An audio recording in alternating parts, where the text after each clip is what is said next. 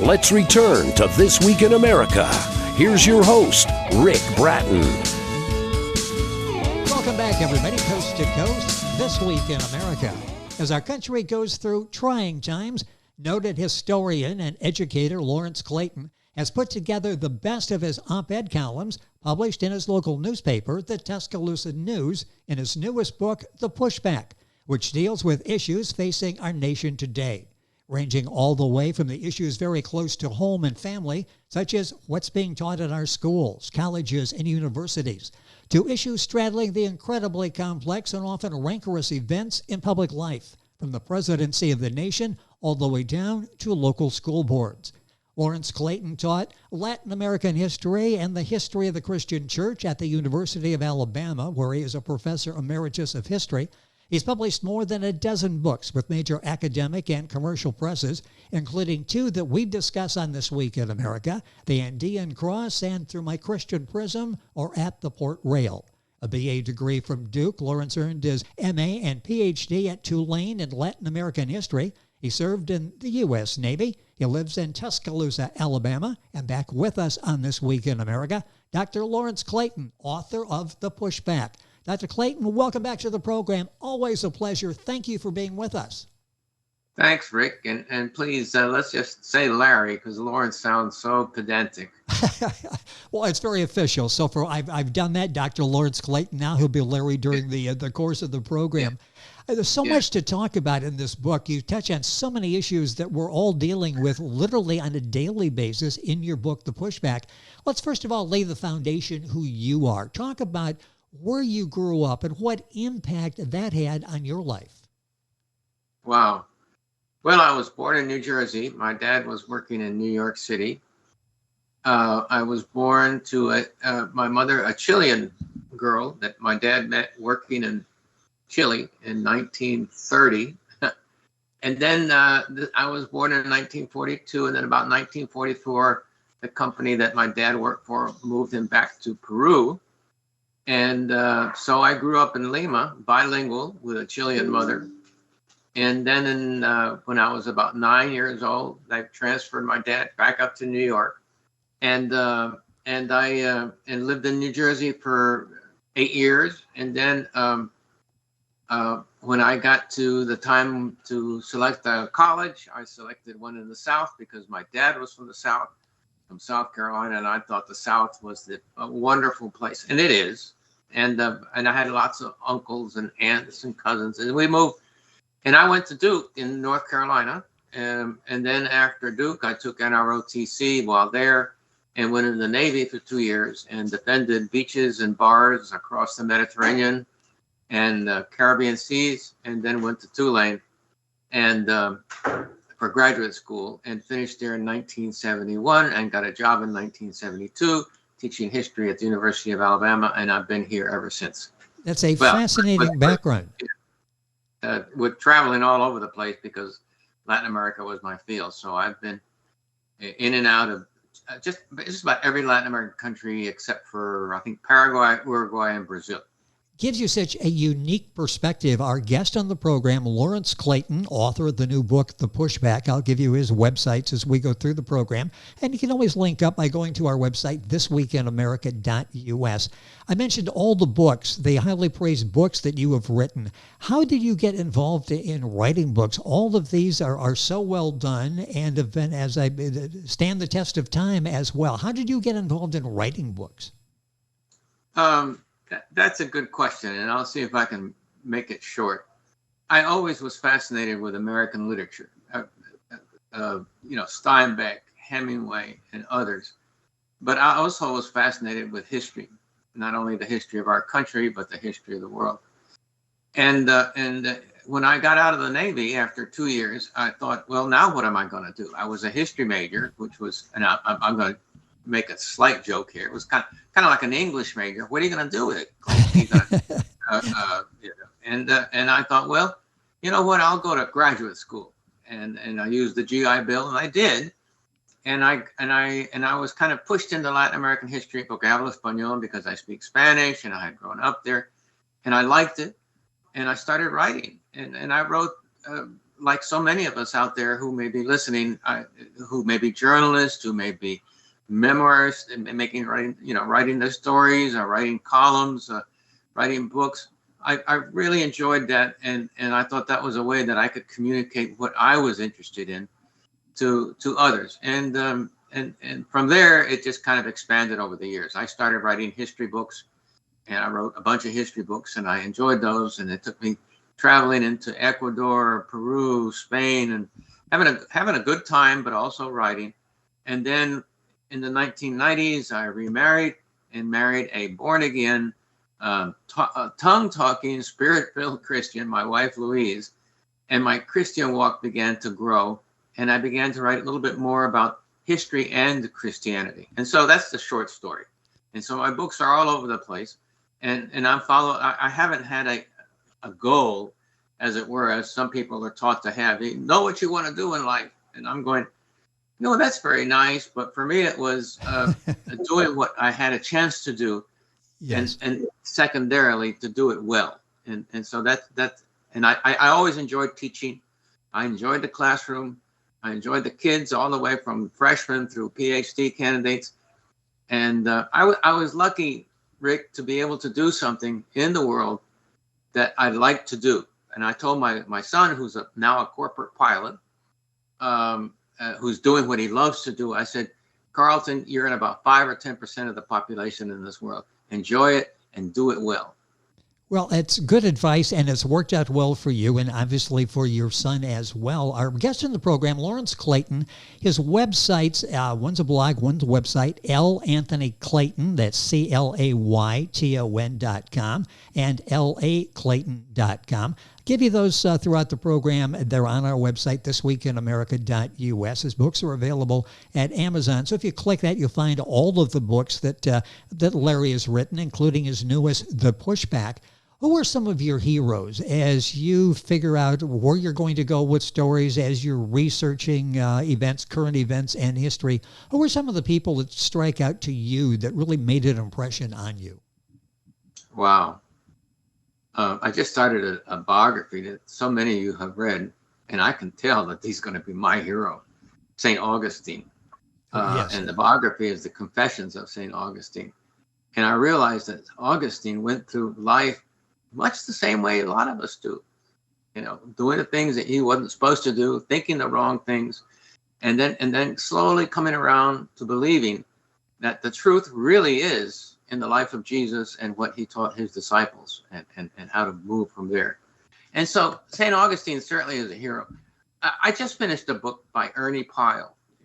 The name is going to be familiar to some of you. Ernie Pyle was the Second World War's greatest American reporter, and he reported from the trenches, and it was magnificent, his stories of what war was really like.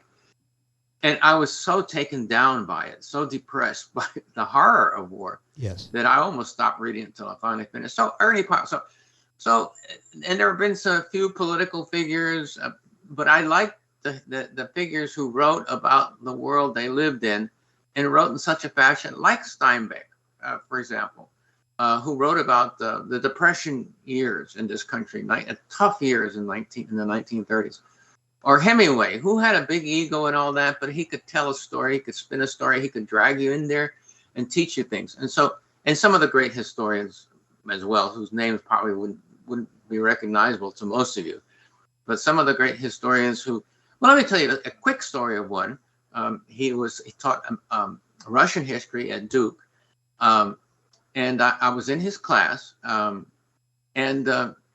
he persuaded all of us at one point to be Stalinist or communist, or that the Russian Revolution of 1917 was the best thing that had ever happened to Russia. They pulled out of the war. Their creed was land, bread, and freedom. And so we all walked out kind of quasi-convinced communists. Well, then the next lecture, he went into reality of what the communist movement was really like. It was dictatorial, it was cruel, it was authoritarian. And I walked out of that class and going, why in the world did the Russian people get sucked into this? And I realized his name was Warren Lerner, a wonderful professor there at Duke.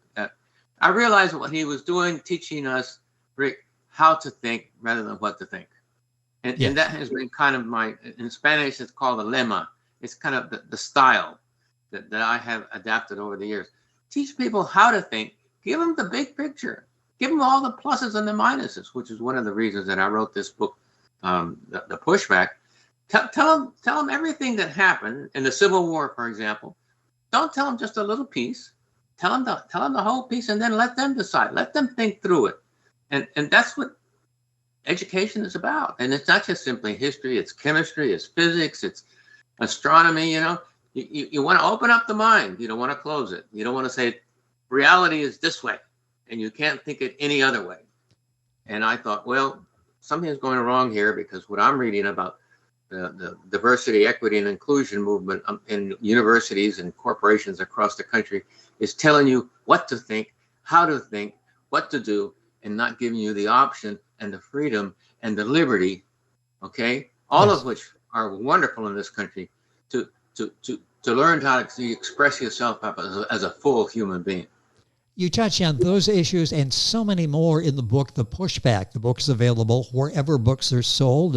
Larry's website, lanthonyclayton.com and laclayton.com. We'll have those on our website. You mentioned DEI. Let's talk about some of the topics that you discuss in the book. People hear DEI mentioned. Many people probably really don't understand what exactly it is. Explain DEI to us, if you would, please.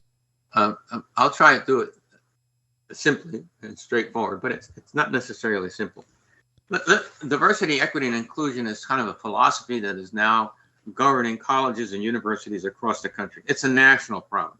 I live in Tuscaloosa, Alabama, the home of the University of Alabama. We play a little football here. I've heard that, pretty yes. girls in the sororities, and we're much the same as other state universities. I could be in Georgia or Florida or California, whatever the case may be. The state university system in this country is wonderful. And the DEI problem, I'll explain it in a second, is across the university system. Now, I started noting some changes at the university from writing my column in the Tuscaloosa News about 7 or 8 years ago. What's going on here? Why are they talking about systemic racism? And I'm going, what's systemic racism? I grew up in the 60s, okay? We weren't perfect in the 60s. Not everything was done right. There was segregation, and we just celebrated the 60th anniversary of the end of segregation at the University of Alabama here in 1963 to 20. So we had our problems, okay? Vietnam, blah, blah, blah, blah, blah. But I started reading about certain areas that were being taught by people that were thought to be incontrovertible. These are truths that you have to accept. And one of them was systemic racism. So what in the world is systemic racism? Well, the systemic racism theory, which is part of diversity, equity, and inclusion, is that we're all white people are racist, and you can't escape it. And I wrote an article on equity, and the article looked at, and it was published in the Tuscaloosa News, at equity and at slavery and at freedom. And then I found an article, it was based on a speaker at the university on white fragility. Everybody with me here? White fragility. The fragility comes from the word fragile and white, yes. Obviously.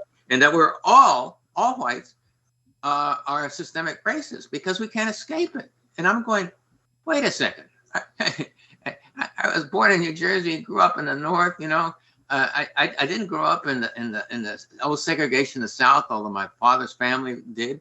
My mother was born in Chile, and to label me a racist and tens of thousands and millions of others as racist, and you can't escape it. I thought that's wrong, and so I examined that, and it turns out that they were teaching that through a book and written by somebody who was invited to the campus, that you're all racist and you can't escape it. The more you deny it, you're ready for this, Rick? The more you deny it, the more certain we are that you are, because you're denying something that's a sin, that's wrong, and evil, and denying it simply is an expression of affirmation that you really are. So I'm going, what's the systemic racism? And then I read about equity. Diversity, equity, and constant. Well, equity, I know what equity is. Equity is it's a legal term, isn't it? It has to do with finances. I got to, but no, that's not what they meant.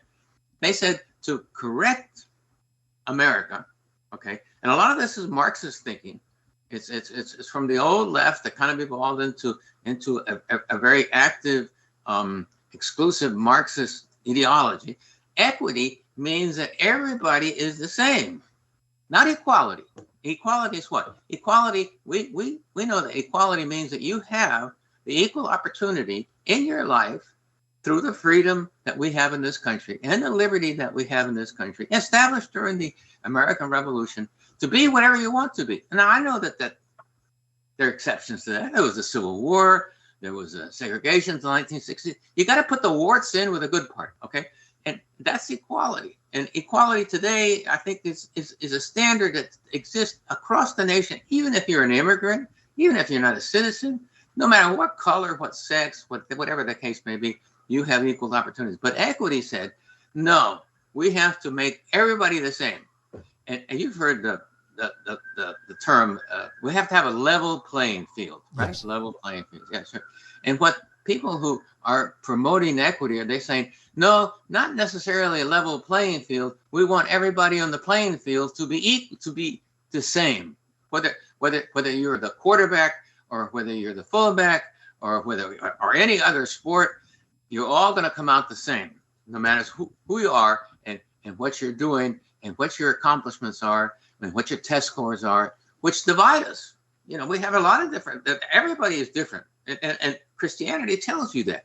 Christianity believes in the equality of everybody. Let me just slip off here in a second. But in the equal acceptance of Jesus as your Lord and Master. You don't have to, okay? You can reject it if you want. But the truth, as I understand it, is in the Bible. Okay, so what is equity? Equity is they take everybody, no matter what color, sex, ethnic group, trans this, trans that. And at the end of the process, they all come out the same. You all get the same grade. You all get A's. And I'm going, that's not the way I taught. I took everybody into my classes, Rick, and said, welcome, here we are. And then here's the syllabus. And yes. here's what you have to read. And here's what you're going to have to do. And I would have students come up to me occasionally, not too often, like, Dr. Clayton, I need an A in this class. I said, wow. And I look at him or her, and I'm going, I hardly recognize you. Who are you? Well, I've had a job, I've had this, yes. I've had other issues, and I would kind of joke back at him. I say, well, let me look at my grade book, and I just opened anything I had with me, and I said, I've got 3 D's and 2 F's left in here. Which one do you want? As opposed to you're going to have to be in class, you got to study, you're going to have to read, you're going to have to pass tests, and equity says everybody comes out the same, because we're going to make our country truly equal by having everybody have the same things, and regardless of what you put into it. And that's not right, Rick. That's not fair. I have a doctor in my family, my stepdaughter, and I have a pilot in my family, my son, and I don't want the pilot or the doctor flying and the pilot flying on the left side of the pilot side of the airplane, because he's some different color, he has a different language, he's got kinky hair, or he's got long hair, or he's got whatever it is that distinguishes them. I want that pilot to be absolutely the best pilot he can be, through training, through tests, and an affirmation. And I want the same thing for my stepdaughter. She's a doctor. I don't want somebody cutting into me who's this is the first time I've done this, but this should be good because they told me I could do it. Yeah, a frightening. Because I am this or that and the other, and I'm going, no, not that. And a frightening. So when I got into it, I started writing about it, and that's the source of this book. The book is The Pushback. I don't know where time is going. So many important issues to talk about that obviously we can't get to in the course of this interview, but you can in Dr. Clayton's book, The Pushback. Dr. Yes. Lawrence Clayton, book at Amazon. We'll give you his websites here before we wrap things up. Just very briefly, and it's difficult to do this very briefly, but we hear DEI, we hear critical race theory. Is there such a thing, and what is that, and how should we handle that? Critical race theory is the theory that the history of race in this country has been the most important subject in all our history, and it's based on a theory that was developed by a journalist on the first slaves who came into this country in 1619. She has been proven wrong by historians of the very best stripe in this country. And I took a look at critical race theory, which says that that is the most important subject. And I'm going, no, it's not. You know, what is the most, if you're an economist, or you may say Henry Ford was more important than the history of race. You may say, if you're a political scientist, you may say the concept of liberty was more important than race in this country and freedom. And there's all sorts of ways of looking at American history, and to raise up race as the most important one is false. And these historians, and I did an article, by the way, the articles in the book are you can read them one at a time, and they're only 3 or 4 pages long. And I take critical theory to task, like some of the best historians at Princeton did, and said she concluded this on false premises. And then you have to read it. Get the book and read it and find out what she was thinking when she wrote the concept that race is the most important element in our history. Not true.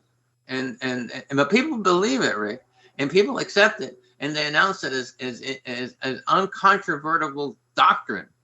And this is what we are. And I'm afraid that misses the subject and the theme, and I'll stop here, of how different we are from the rest of the world by accepting everybody on an equal basis and given equal opportunities. And we have come a long way from the post-Civil War era in the last 30 or 40 years. And that's why people want to come to this country, Rick. They don't want to come to, they don't want to go to France necessarily. Yes. They don't want to go to, they don't want to go to Russia. They don't want to go to China. They want to come here. Why? Because we have that liberty. And that's important to understand. We got a couple minutes left in the program. Let me just, we've been talking about historians here, and how important is it as a historian to maintain your objectivity, to stick with the truth? What responsibility do historians have to give us a very objective view of of history? Yes, you've noted perhaps one of the most important areas of what historians should do. We should be committed to the truth and the whole truth, and as in the Bible says, the whole truth and nothing but the truth. Now, it can be complicated. To deny that we had segregation in this country, to deny that women didn't have the vote and didn't have equal rights. So women didn't get votes in this country until 1921 or 22. They didn't have the right to vote. And so to deny some of these things is to deny reality, to show you how far we have come by telling you the realities of this country. What was the Civil War about? What did we fight this war for? It was fought to protect the economic interest of the North.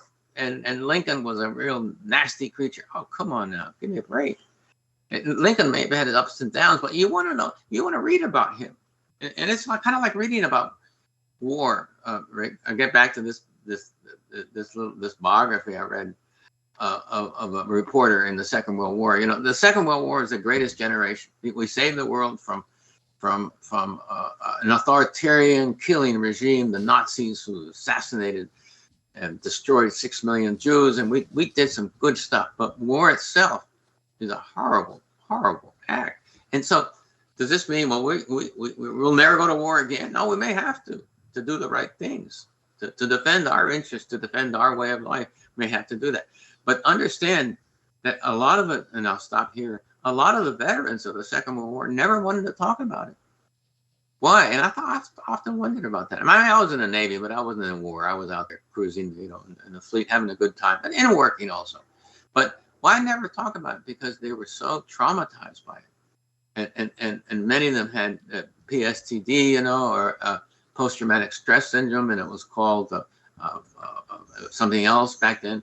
And because of the things they did and they had to do and what they witnessed. And so teach the whole thing. If you're going to teach about, I don't know, the women's rights movements in this country, go back and take a look at how about Abigail Adams? And you go, who's Abigail Adams? Abigail Adams was President Adams, Samuel Adams' wife. She had as much to do with what he thought and what he did as anybody else. She didn't have the right to vote, but she was a very, very, very important figure in the making of Sam Adams, who was John Adams actually, who was one of the absolute bases of the making of our modern Constitution. So go back and look at them, or go back and look at women among the Puritans, for example, and discover that women in the Puritan movements were very, very influential. Now, they didn't have the right to do this and that and the other, but they had husbands they could influence. And for all of you guys out there, you know, the 3 words that are the scariest for any man is, we got to talk, from women, you know. It's like, oh, man, what's coming up now, you know? So the story is intrinsically fascinating because it teaches you not only about your country, it teaches you about yourself.